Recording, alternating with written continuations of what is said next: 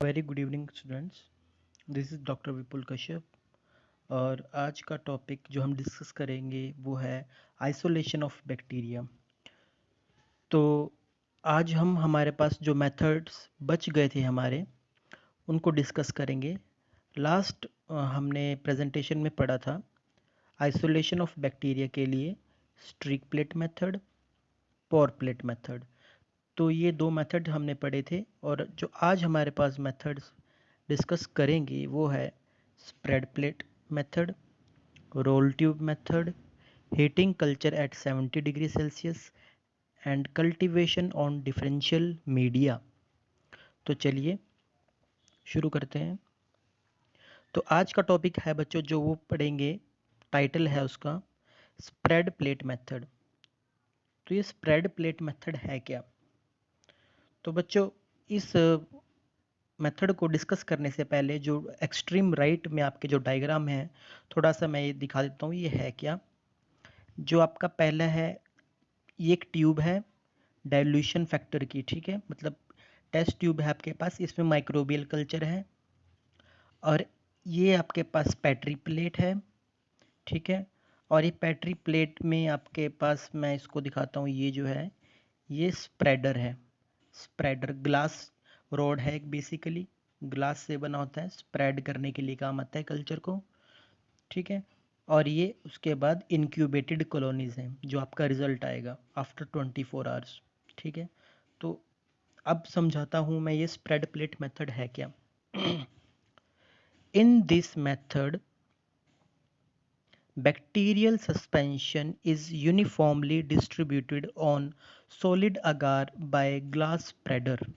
तो बच्चों इस मेथड में क्या करते हैं हम, बैक्टीरियल सस्पेंशन होता है हमारे पास, ठीक है। इस बैक्टीरियल सस्पेंशन को हम यूनिफॉर्मली स्प्रेड करेंगे। न्यूट्रेंट अगार की प्लेट होगी, उसके ऊपर सॉलिडिफाइड मीडिया होगा आपका, ठीक है। और इस मीडिया में जो आपका ये सस्पेंशन है कल्चर डालेंगे इसके ऊपर और इसको स्प्रेड करेंगे, फैलाएंगे किससे, ग्लास स्प्रेडर से, ठीक है।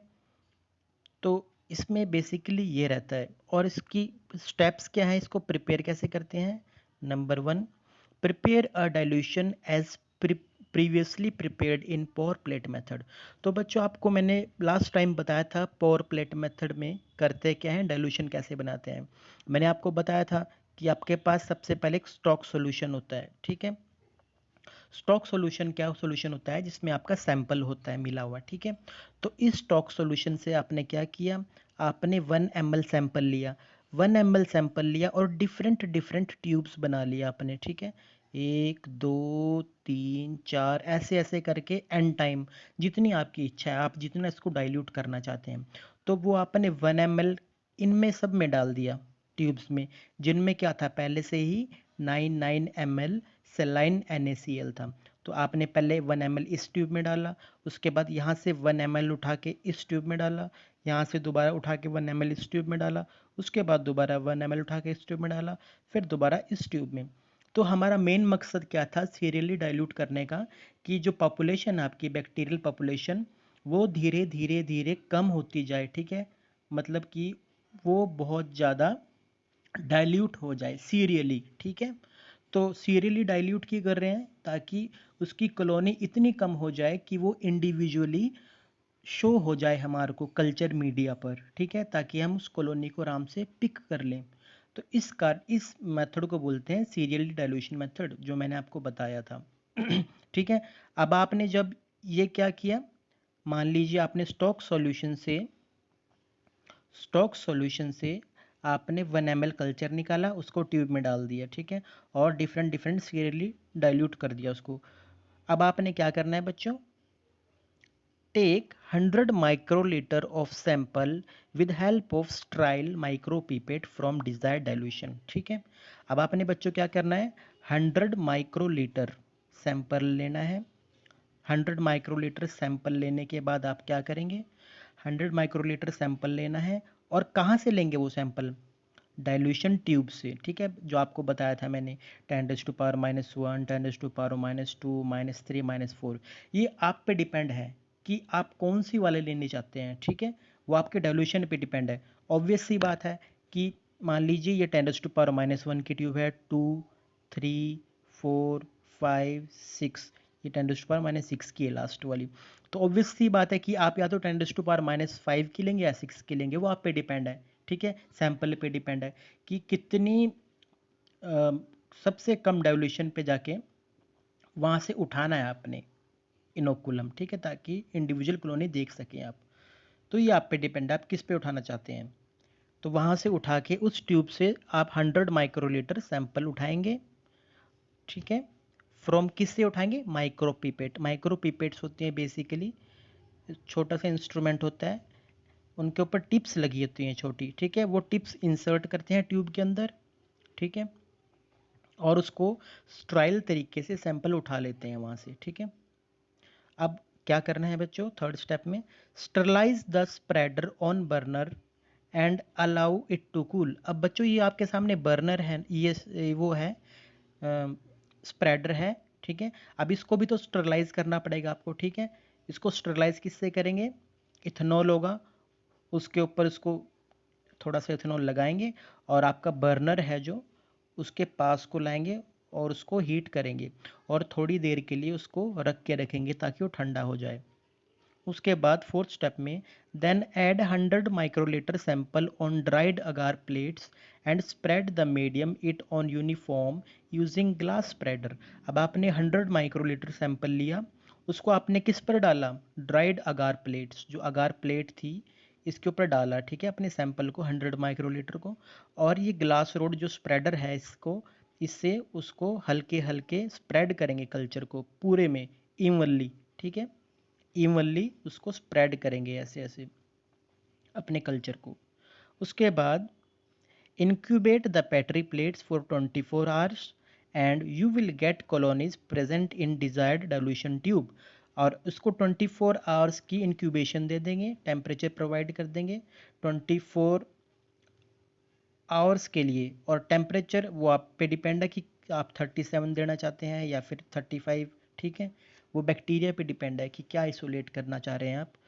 और उसको 24 आवर्स के लिए रख देंगे और उसके बाद आपको पता चल जाएगा डिज़ायर्ड ट्यूब में कितने बैक्टीरिया हैं, डिज़ायर्ड डाइल्यूशन ट्यूब में कितने बैक्टीरिया। जिस तरह मान लीजिए 1, 2, 3, 4, 5, 6 ट्यूब्स थी, ये 10⁻⁻1 था, ये -2, ये -3, ये -4 और ये -5, ये -6। आपने मान लीजिए 10⁻⁻5 वाली ट्यूब से, डाइल्यूशन फैक्टर वाली ट्यूब से उठाया था अपना कल्चर और 100 माइक्रोलीटर स्प्रेड करा था, ठीक है। तो ये क्या बताएगा आपको कि भी 10⁻⁻5 वाली ट्यूब में कितने बैक्टीरिया हैं, डिजायर्ड डाइल्यूशन, ठीक है। तो ये है आपका स्प्रेड प्लेट मेथड। जैसे ही नाम बता रहा है कि आपने स्प्रेडर से कल्चर को स्प्रेड किया, तो इसी का नाम है spread plate technique. Next slide में जाएंगे, पढ़ेंगे इसका advantages of spread plate method. तो स्प्रेड प्लेट मेथड की बच्चों क्या एडवांटेजेस हैं? इसका आएगा for many purposes bacteria lawn dense bacterial growth is required, this method is appropriate for this purpose. मतलब कि क्या है, बहुत सारे पर्पजेज के लिए Bactrian lawn dense bacterial growth, bacterial lawn dense bacterial growth का मतलब क्या हुआ बच्चों? आपको पता है जिस तरह लॉन होता है, लॉन ग्रास होता है, जहाँ पे वो ग्रास ऐसे ऐसे उगता है ना, बहुत सारे एक जगह में बहुत सारा, उसी तरीके से स्प्रेड प्लेट मेथड से क्या है, बहुत सारे बैक्टीरिया हमारे को पेट्री प्लेट पे दिखने को मिल जाते हैं। और ये टेक्निक फिर किस लिए काम आती है? अब बहुत सारे बैक्टीरिया अगर मान लो पेट्री प्लेट पे उग रहे हैं बहुत सारे, तो हम इससे माइक्रोबायोलॉजिकल एसे है वो परफॉर्म कर सकते हैं। माइक्रोबायोलॉजिकल एसे क्या है? मान लीजिए अगर मैं इस अगार प्लेट में वेल कर दूं, छोटा सा छेद कर दूं और यहाँ पे एंटीबायोटिक डाल दूं, तो ये बता देगा ना एंटीबायोटिक ससेप्टिबिलिटी टेस्ट, ठीक है। तो ये एंटीबायोटिक है, यहाँ डाल दिया, तो एंटीबायोटिक अपना जोन ऑफ इनहिबिशन बनाएगी कि कितना असर दे रही है एंटीबायोटिक अगेंस्ट दिस बैक्टीरिया। तो ऐसे ऐसे करके माइक्रोबायोलॉजिकल एसेज के लिए यूज़ होता है। उसके बाद बच्चों दूसरा है only surface colonies are developed and hence easy to pick up. अब आप देखिए, जो आपका एक मेथड था बच्चों पोर प्लेट मेथड, उसमें आपको बताया था ना मैंने पोर प्लेट मेथड में कि लिक्विड मीडिया होता है, मोल्टन मीडिया, जैसे ही वो मोल्टन फॉर्म में है, गर्म है बिल्कुल, ठीक है, उसमें आप अपने अपना सैंपल डाल दिया। डालने के बाद फिर आपने इसको गोल गोल घुमाया, ठीक है, ताकि वो अंदर पूरा चला जाए उसके मीडिया के अंदर सैंपल। तो अब आपको बताया था मैंने, इस कंडीशन में क्या रहता है कि जो माइक्रोबियल जो कल्चर है वो मीडिया के अंदर फंस जाता है, या फिर बेनेथ मीडिया के नीचे चला जाएगा। तो एक तरीके से माइक्रो जो कॉलोनीज होगी वो अंदर ट्रैप हो जाती है, जेल के अंदर, अगार के अंदर, ठीक है। मगर इस मेथड में क्या है, आपको पता है कि भी सॉलिडिफाइड मीडिया, हमने पहले बताया कि मीडिया है, पहले उसको हमने ठंडा कर लिया, सॉलिड कर लिया, फिर उसके बाद ऊपर कल्चर डाल दिया इसके, फिर हम उसको स्प्रेड कर रहे हैं विद हेल्प ऑफ स्प्रेडर। तो अब कहाँ पे कॉलोनीज ग्रो करेंगी, सिर्फ और सिर्फ सरफेस पे।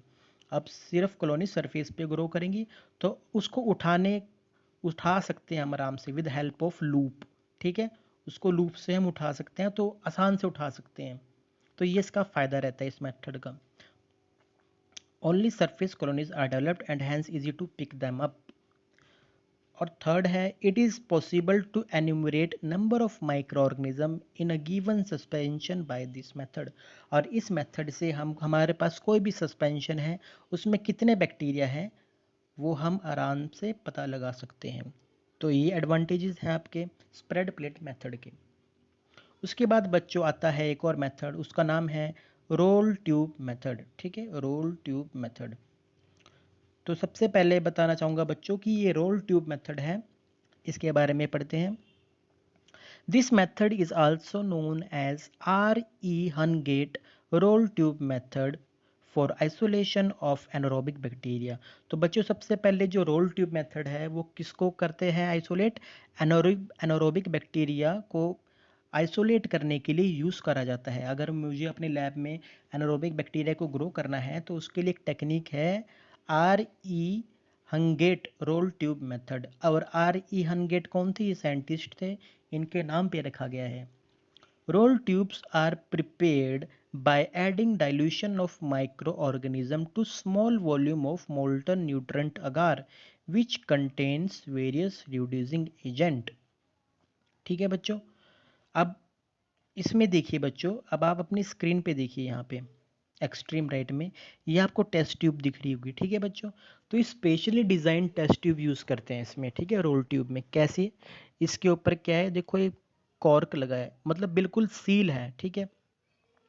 और ये थिन फिल्म है बच्चों, ये देखो, ये जो पिंक कलर में मैं यहाँ पे शो करूँगा, ये थिन फिल्म जो जम रही है, ये आपका मीडिया होता है, ठीक है, अगार है ये अगार बिल्कुल साइड साइड में, अंदर साइड से, साइड साइड में लगा है इसमें टेस्ट ट्यूब में। तो इस तरीके से ये एक तरीके के लिए सबस्ट्रेट प्रोवाइड कर रहा है, ये अगार जो चिपका हुआ है ना बिल्कुल अंदर साइड टेस्ट ट्यूब के, यहाँ पे कॉलोनीज डेवलप होती हैं, ब्लैक कलर के डॉट्स देख सकते हैं यहाँ पे, ये कॉलोनीज हैं, ठीक है, बैक्टीरियल। तो ये इस तरीके से टेक्निक बनाई जाती है। और इसमें क्या करते हैं बच्चों हम, roll tubes are prepared by adding dilution of microorganism. जिस तरह आपने पहले पढ़ा कि हम डाइल्यूशन, सीरियली डाइल्यूशन करेंगे, वहाँ से इनोकुलम या फिर कल्चर उठाएंगे, स्मॉल वॉल्यूम ऑफ मोल। अब यहाँ पे क्या है, मोल्टन न्यूट्रेंट अगार में उसी तरह डालेंगे हम अपना inoculum which contain various reducing agent. अब बच्चों इसकी खासियत क्या होती है, जो एनारोबिक मीडिया होता है उसकी खासियत ये रहती है कि इसमें बड़े सारे रिड्यूसिंग एजेंट डालते हैं हम। रिड्यूसिंग एजेंट में सबसे पहले आता है रेसोजुरिन का नाम, और भी बहुत सारे रिड्यूसिंग एजेंट होते हैं, मान लीजिए सोडियम थायोग्लाइकोलेट होता है। तो ये हम रिड्यूसिंग मीडियम रिड्यूसिंग कंपोनेंट्स डालते हैं मीडिया में। ये इसलिए डालते हैं बच्चों ताकि जो आपका मीडिया है एनारोबिक मीडिया, उसमें एनॉक्सीजेनिक कंडीशंस बनी रहे, ताकि उसमें ऑक्सीजन ना आए। आपको पता है कि वाटर में भी ऑक्सीजन का कंपोनेंट है। अब क्या है, जैसे ही आप रिड्यूसिंग मीडिया, ये रिड्यूसिंग कंपोनेंट्स डालेंगे, रेसोजुरिन और सोडियम थायोग्लाइकोलेट, ये गर्म होने पे जब आप उसको वाटर को मीडिया बनाते हैं, मैंने पहले बताया था आपको किस तरह बनाते हैं एनारोबिक के लिए मीडिया, जब उसको आप गर्म करोगे तो उसमें से ऑक्सीजन कंटेंट कम हो जाएंगे, और रेसोजुरिन है वो रिड्यूसिंग एनवायरनमेंट बनाएगा वहाँ पे, ठीक है। तो इसीलिए रिड्यूसिंग एजेंट डलते हैं इसकी जब मीडिया प्रिपेयर करते हैं। उसी तरीके से अब क्या करते हैं बच्चों, after this tubes are rotating horizontally under cold water for ice. अब इस पॉइंट को समझने के लिए मैं आपको यहाँ पे डायग्राम बनाता हूँ। मान लीजिए ये आपकी टेस्ट ट्यूब है, ठीक है बच्चों, ये सील्ड है। मैंने क्या किया, पहले तो यहाँ से ये कॉर्क निकाल दिया। अब बच्चों मैंने क्या किया, मोल्टन फॉर्म में जो मीडिया था वो पहले से डाल के रखते हैं वो, ठीक है। ये ऑटोक्लेव करने पहले क्या है, मीडिया डाल दिया इसमें, अपना एनारोबिक मीडिया, उसमें अगार भी होगा। उसके बाद क्या किया, इसको बंद कर दिया और मैंने इसको ऑटोक्लेव कर लिया, ठीक है। टेस्ट ट्यूब को ऑटोक्लेव कर लिया तो ये गर्म होगी और मोल्टन फॉर्म में होगा ये मीडिया। अब मैं थोड़ी वेट करूँगा कि थोड़ा मीडिया हल्का सा ठंडा हो जाए। सेमी सॉलिड फॉर्म में ये जब आपका, सेमी सॉलिड भी नहीं बोलेंगे बच्चों, बस टेम्परेचर उसका थोड़ा कम आ जाएगा, ठीक है, मीडिया का आपका, और ये मोल्टन फॉर्म में होगा। अब बच्चों क्या होगा, ध्यान से सुनिए। ये जो ट्यूब है मैं इसको हॉरिजॉन्टली ऐसे लेटा दूंगा नीचे, ठीक है। और अब क्या है बच्चों, ये जो मीडिया है ना आपका ऐसे आ जाएगा, ऐसा इसका विस्कस बन जाएगा ऐसे को।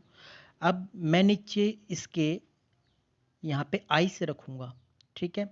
ये क्या होगा नीचे, ये आइस है, ठीक है। अब इस आइस के ऊपर मैं इस डायरेक्शन में इसको रोटेट करता रहूँगा, ठीक है।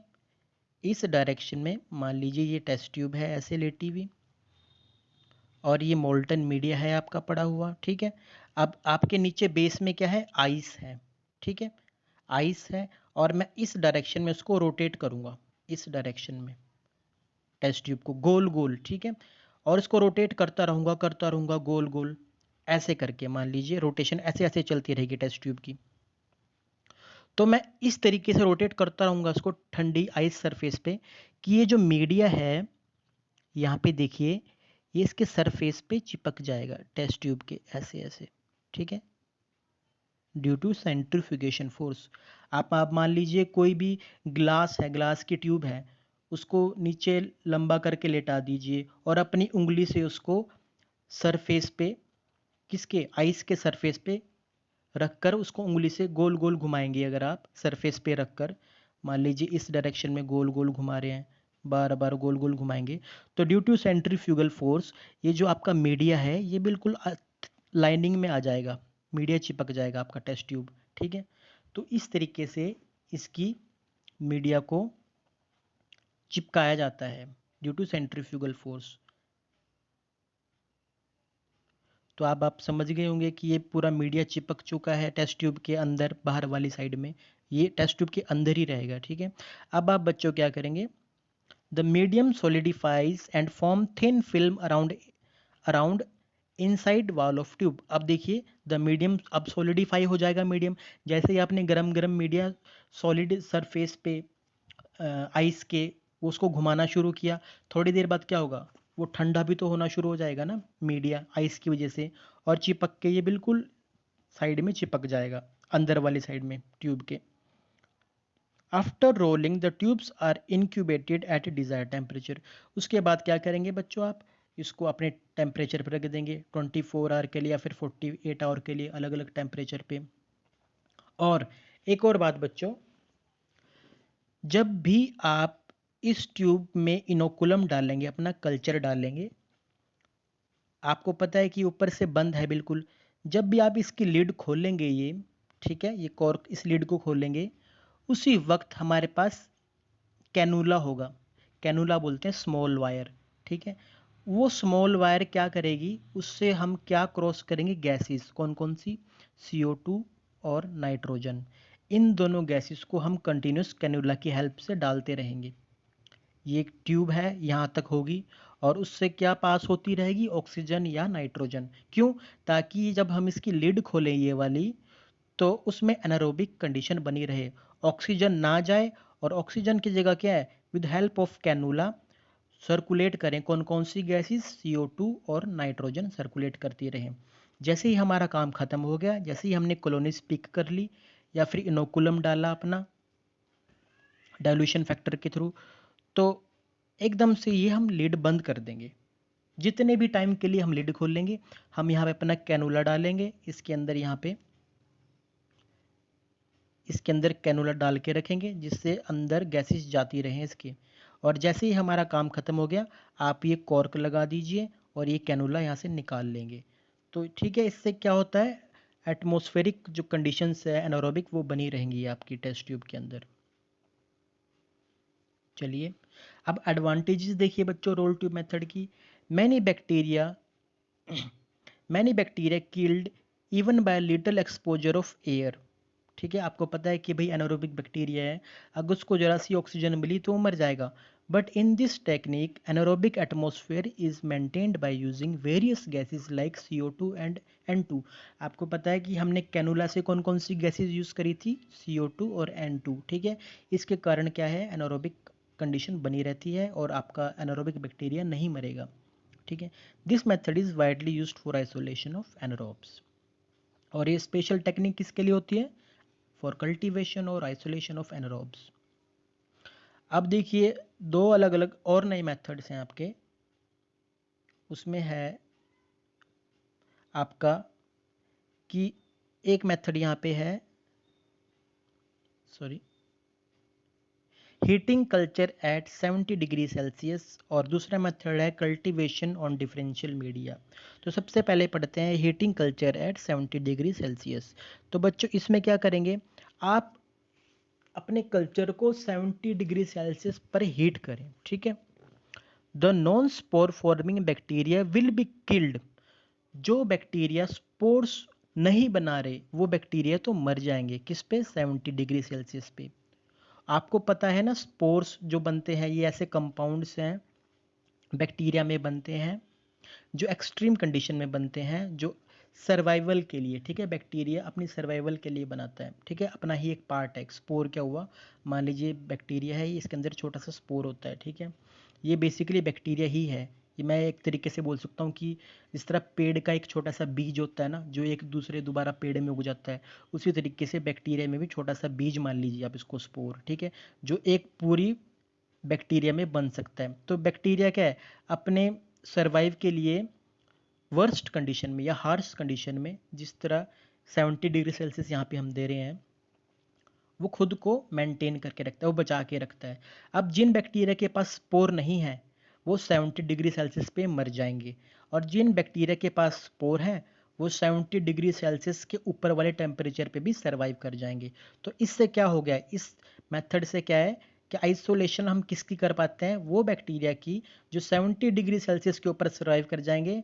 और क्यों करेंगे सर्वाइव, क्योंकि दे आर हैविंग स्पोर्स। ठीक है, तो यहाँ देखिए the non spore forming bacteria will be killed, non sporing मर जाएंगे, and the only spore forming bacteria which can resist this temperature will survive. तो जिन के पास स्पोर है वो बैक्टीरिया सर्वाइव कर जाएंगे इस टेम्परेचर तक। ठीक है, उसके बाद दूसरा मेथड है कल्टीवेशन ऑन डिफरेंशियल मीडिया। आपको पहले बताया था जब हमने मीडिया पढ़ा था कि डिफरेंशियल मीडिया किनको कहते हैं, जो डिफ्रेंशिएट कर सकें किसी के बीच में। ठीक है, उसको बोलते हैं differential media. Selective medium selective medium will enhance the growth of one type of microbes and suppress the growth of other type of microbes। तो बेसिकली हम कैसा मीडियम यूज़ करते हैं बच्चों, इसमें उसमें एक ऐसा मीडियम यूज़ करते हैं बच्चों कि जिसमें मान लीजिए अगर मैंने कोई माइक्रो ऑर्गेनिज्म डाला जो मैं चाहता हूँ उगाना, सिर्फ वही उगेगा, जो मैं उगाना चाहता हूँ वही उगेगा, और जो इसके अदर देन बैक्टीरिया हैं वो इस मीडिया पे नहीं उग पाएंगे।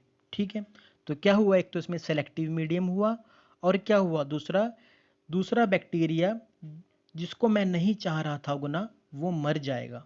ठीक है, for example on penicillin agar medium only gram negative bacteria will grow. अब मान लीजिए पेंसिलियम अगार मीडियम है आपका बच्चों।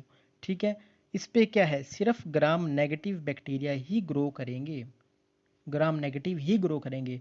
मान लीजिए आपके सैंपल में ग्राम पॉजिटिव और ग्राम नेगेटिव बैक्टीरिया दोनों हैं, और आपने ये सैंपल किसके ऊपर डाल दिया, पेंसिलिन अगार मीडियम पे। तो यहाँ पे कौन से बैक्टीरिया ग्रो करेंगे, सिर्फ gram negative bacteria, gram negative bacteria करेंगे। और ग्राम पॉजिटिव बैक्टीरिया अगर मान लीजिए यहाँ चला गया तो वो मर जाएगा। क्यों मरेगा, क्योंकि आपके पता है आपको, आपके अगार के अंदर क्या है, पेंसिलिन है। ठीक है। और पेनिसिलिन क्या है, अगेंस्ट किसके काम करता है, ग्राम पॉजिटिव बैक्टीरिया। तो ग्राम पॉजिटिव बैक्टीरिया उस पर उग नहीं पाएंगे, सिर्फ ग्राम नेगेटिव उगेंगे। तो एक तरीके से डिफ्रेंशिएट भी हो गया, ठीक है। ग्राम पॉजिटिव और ग्राम नेगेटिव की कैटेगरी डिफ्रेंशिएट हो गई और आपको आपका डिजायर्ड माइक्रो ऑर्गेनिज्म वहाँ पे मिल जाएगा। तो ऐसे मीडिया को बोलते हैं डिफरेंशियल मीडिया। तो आज के लिए इतना ही था, उम्मीद है आपको समझ आया होगा।